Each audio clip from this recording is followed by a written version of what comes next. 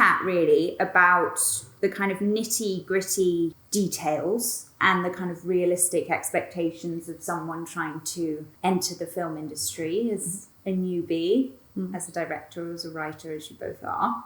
You've done 2 feature films to date. We've got Soundtrack to 16 and Much Ado, which is in post at the moment, so we're yet to see that one. And then you won the micro-budget film. London Independent Film Festival. Well done you. It's very impressive. So why film? Because Hilary, I know you did a degree in physics and computer science and what was it? German literature, Anna? Yeah. So how, why, where did your interest kind of begin? So it was always like something we did together. So when we pictured doing film, it was always like either we did it together or, I don't know, we just never envisioned doing it separately. So it's kind of about like timing in a way. Yeah, because Anna's quite a lot younger than me. So when I first went to university, like she didn't even factor into my career. I kind of thought like, oh, well, she was still in school. I had to decide what I wanted to do and I was good at science. So I thought I'll just do science because that's... Right. And I always thought like, you know, when people ask what you want to be when you grow up, I was like, oh, I want to be a filmmaker. Like I want to be a director. But then, it's just, you know, like when you think you want to be a fireman or something and you're never going to do it. You know? Yeah, it's an aspiration as a child. We always made like these terrible sort of what we thought were feature films, but they were like 7-minute long. I mean, you know, when you were kids. Like home videos. Yeah, I guess we remade a lot of films that we liked, kind of thing. So that was remade Harry Potter a lot. You did? Like copycat style? I don't know what copycat is. Is in like one of you was acting out Harry Potter and one of you... Anna's friends especially. I was usually directing it and filming it, and then Anna and her friends. I mean, I say directing, like it was pretty much improvised. It was really... it was just like our main game basically. It started as like whoever would come over to play would be featured in one of them. And That's then amazing. Do you just have a amazing. Catalogue of these really embarrassing, amazing films that you made as kids? I mean, a lot of them got lost, but we've got like 3 or 4 that are our main ones. Soundtrack to 16 was the first film that you both worked on. Yeah. And it is a feature film. So why, as kind of newbie filmmakers, did you decide to go straight for the feature? Because there's this debate about whether you should make a lot of shorts before as kind of a calling card. I mean, I think it was actually because we didn't really know that. We weren't in the film industry at all. I was doing physics and then I thought, I was having a bit of a crisis being like, I don't want to do physics anymore. What should I do? And then Anna had just finished school. So we thought, oh, this is a good time to make a film and see how that goes. Right. So I didn't really think like, now I'm starting in the film industry, where do I start? It was more like, let's make a film and see if that's something I could do. More public. And then that's what. So where did it come from? Was it kind of a write what you know situation? Yeah. Like where did the story come from? It's very much like based on our teenagehoods. Yeah, it was basically Maisie's story is quite similar to Hilary being a teenager. Yeah. And like Ben's story, the male character, I think is a bit more like my teenagehood. Yeah. But obviously both like adapted heavily and made more interesting. The title, the concept of making this soundtrack to your 16th year, was that inspired by something you guys do? The kind of inspiration for the film was I was like just on the bus one day, like listening to some like Sum 41 or something. And I thought, oh, this really takes me back to being 16. And I almost like really remembered what it was like. Yeah. And I just thought like, I just started getting all those songs together and making a playlist. Yeah. And that really reminded me of what it was like. It's such a relatable idea. Everyone has that poignant song, you know? Yeah. Yeah, and then I thought, oh, I just labelled the playlist like Soundtrack to 16, and then I thought, oh, that'd be quite a cool title for a film. It's a brilliant title. Yeah. So you're having a mental crisis in your physics degree, and you're coming to the end of your German lit, and you start to write it. Yeah. So actually, she was literally finishing school, like school. Yeah. Oh, you just done your A-level. That's when we first started writing it. It took us a long time to finish this film. Oh my goodness. Okay. And I was like still in school when we first started writing it, and then and was it very much a collaborative process, or did like one do the writing and then pass it on to the other? Like how did that? We would go through every scene together and like plan it out, and then Hilary would go away and write it, and then we'd look at the scenes together, and then I changed them. But because Hilary was doing it like full time. Right. Yeah, I took it out here after my physics. So, and that was the year that Anna was still finishing school, so it was sort of like we'd like meet and Anna would kind of almost like give me tasks and I'd go away and write them and then we'd like discuss it after. So how did you find like writing those teenage characters, especially the teenage boys?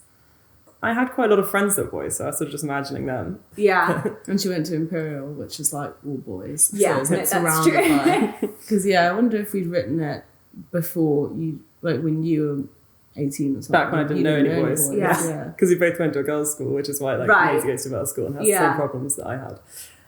Where I just didn't know any boys at all. So I guess if we had tried to write it back then, I wouldn't have known.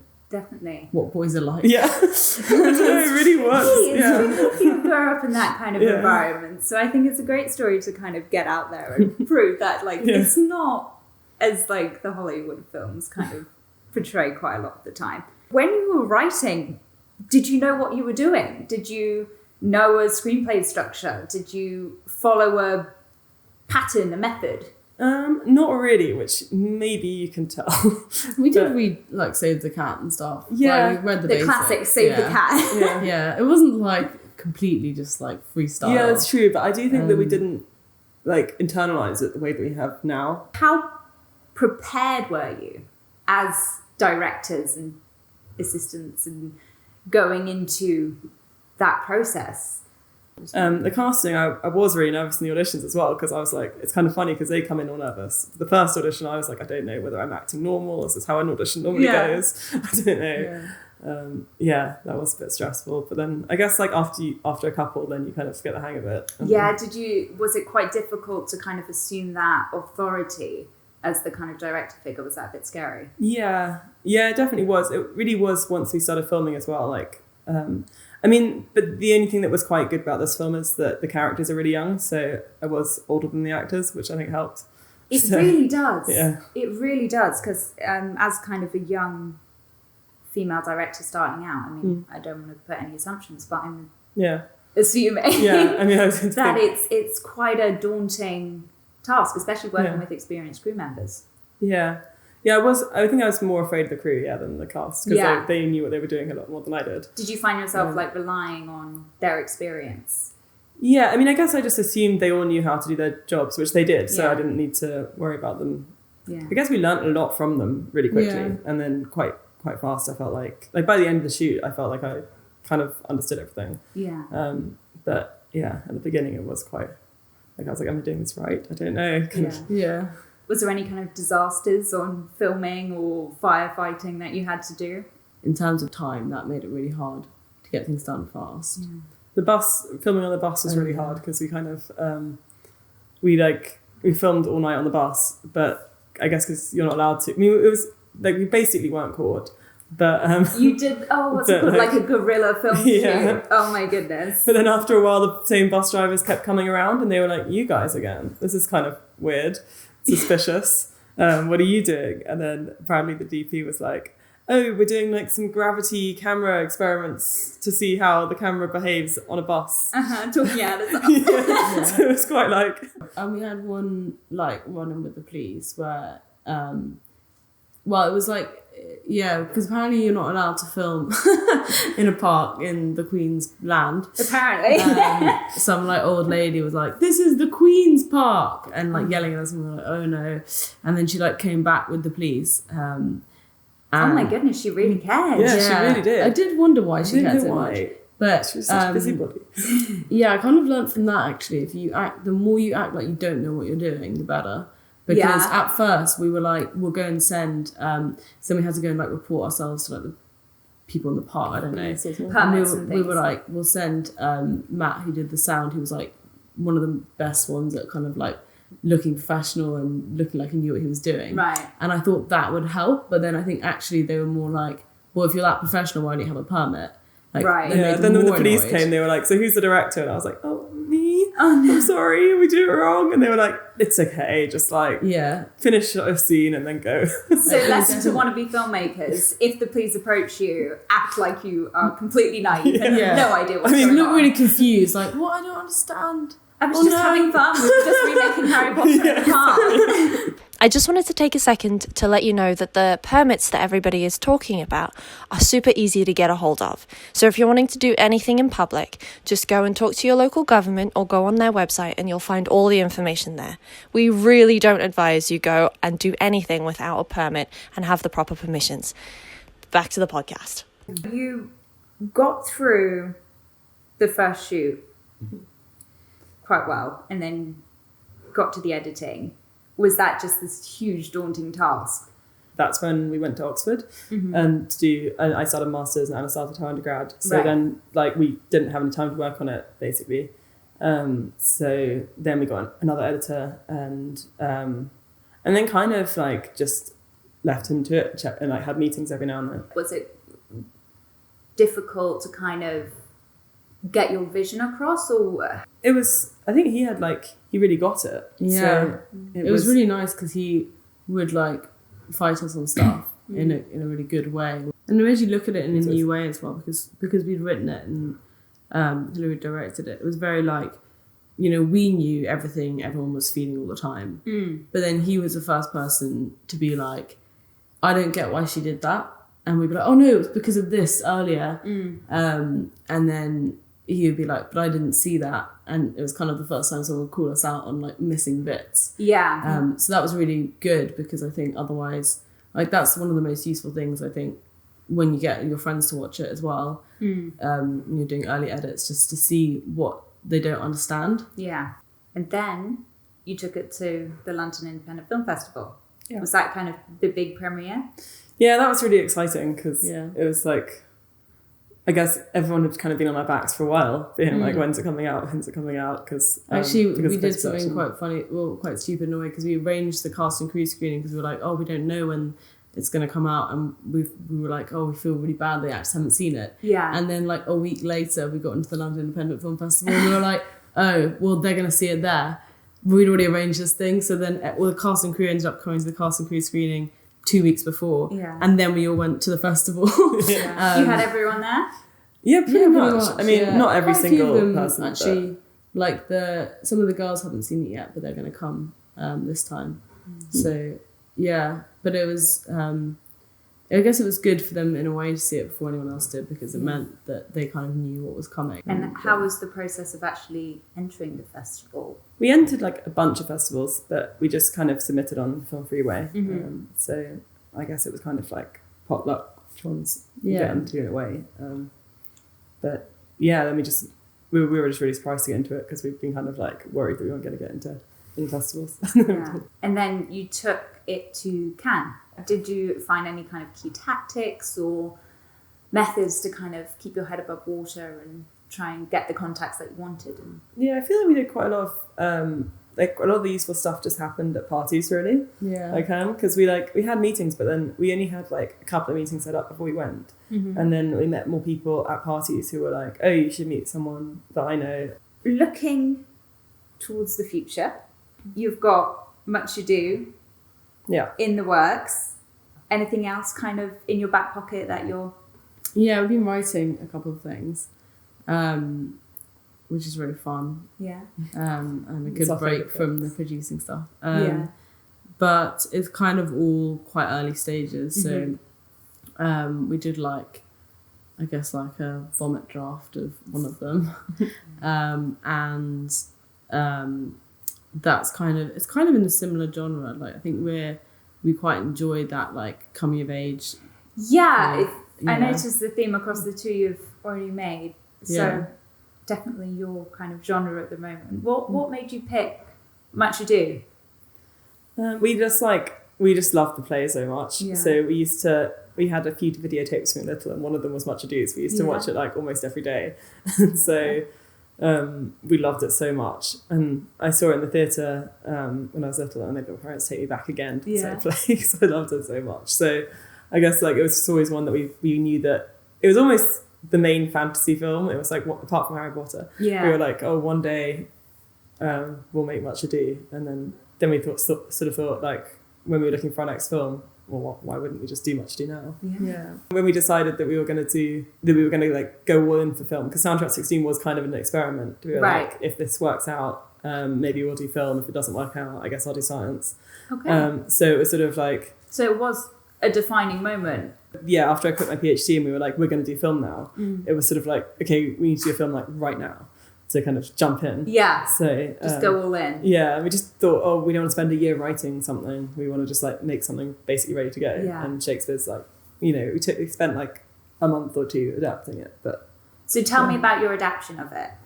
So similar kind of age to Soundtrack to 16, but a little bit older, so they're all university students. And the men who are usually coming back from war, we replace with them being a rugby team, and they're coming back from like their match. I think as characters it kind of fits because they are quite young and laddish, and like that kind of like war laddish chat kind of just translates quite well to like rugby boys. And then when it gets darker, we kind of went really quite dark. Like so much happens to Hero, and I think usually you kind of miss out on her reaction to that stuff. Yeah. Part of the reason maybe is because it's so dark, because she's slandered and humiliated, and if you dwell on that for too long, it's hard to get back to the comedy. I guess generally it's a bit more female focused because it's got, I think Beatrice and Hero have more of their point of view than the boys. yeah, because in the play, Hero has barely any lines, and in quite a lot of adaptation, she's kind of like there as a prop almost. Like all this bad stuff happens to her, but she's kind of like, but she barely says anything about it. And we gave her like a couple of lines that we moved around, but it wasn't really like, it's not like she can talk a lot more, but we still tried to like tell it a lot more from her point of view. Okay. Like she was just kind of shy, so she doesn't talk a lot, but she's got like a lot more presence, I think, than she usually gets given. How did that shoot go? Like, did you have lessons that you learned from doing Soundtrack that you took into Much Ado? Yeah, they were very different shoots, because Soundtrack was like a lot more, because we had this crew that kind of all knew what they were doing and they all got together by Ben. We did this one on our own, so and we all lived in a house for 3 weeks. That was probably the main thing. Actually. Yeah. So it was like the lesson would be more like, don't live in a house with the people. It was just a very different environment. Not that was bad, but it was just like there was nowhere to go to like sleep or get away kind of thing. You were just constantly surrounded by your cast. Yeah. Oh my goodness. It was basically just like Big Brother making a film in the background. I guess it was fun in retrospect. Yeah, this was the mad part of the podcast. Yeah. So I think the directing is like the most fun thing that we do, even though we had spent so much time like doing all the admin and getting things ready. But then when you're actually doing it, you don't even have time to enjoy it. You're just like, oh God, next thing, got to get this film together. Yeah. And then I think it was just really hard producing it and directing it at the same time, because it was like there wasn't. I mean, we had a line producer, and he like, I don't even know if it would have happened without him, because he definitely took like so much of the brunt. But there was still just so much to do, doing both those things at the same time. And then sometimes, I guess, luckily at least, having two of us, sometimes one of us was directing more and one of us was like too tired or like producing or too tired from producing. I was going to ask, how did that kind of co-directing relationship work? And I mean, your sisters, were you at each other's throats, or were you quite supportive of each other? How was it? I mean, when we get exhausted, we certainly do have tensions, but I think the thing is, because we both care way more about the film than any individual argument, you know, like that at the end of the day, that's the only thing that matters. Yeah, so bygones be bygones. so if we disagree on something, it's like the film not getting done. So like we must not let that happen. Yeah, if we disagree, I think we just resolve it really quickly because we don't want to waste any time. Yeah. So it's like, it's kind of annoying that we have disagreed, but then, oh well. When we're at our most effective, it's like we'll just both split up and do, scenes with like, if you have more than two actors or whatever, one talks to this one, the other talks to this one, and then you try and get around faster, which is quite efficient. Yeah. But you have to be very like on the same wavelength, which you almost always are. Yeah. But then if you sometimes give someone something and the other one didn't realise, like, yeah, I guess very occasionally you can be like, oh, can you do that differently? And you just told them to do it like that. But I think that probably happened like once or twice. Yeah, it doesn't happen a lot. So then that is quite efficient. Do you prepare shot lists and No, we didn't. We always kind of wanted to, and then it's always like the last thing, I feel like. I think we maybe did for the church day. We almost did. So one day we were filming in a church and there was just so much to get done that day. We did have a meeting before, we discussed what angles we were going to do. But even then, I think we didn't necessarily stick to it. Yeah.